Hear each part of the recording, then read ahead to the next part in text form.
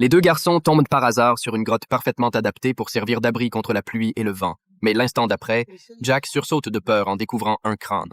Heureusement, il s'accroche à temps au bord et ne tombe pas dans le gouffre. Avec l'aide de Bob, il parvient rapidement à se dégager du danger. Il n'ose pas s'attarder et s'enfuit précipitamment de la grotte. Soudain, un rugissement terrifiant retentit. On dirait celui d'une bête sauvage. Le bruit se rapproche de plus en plus. Les deux garçons prennent la fuite sans perdre une seconde. Mais à peine ont-ils couru quelques mètres qu'un homme surgit et leur barre la route. Il s'agit de leur capitaine, Carl. Tous trois avaient été poursuivis par des pirates et durant la fuite, ils ont percuté des récifs par accident. Le bateau a été complètement détruit et a coulé au fond de la mer.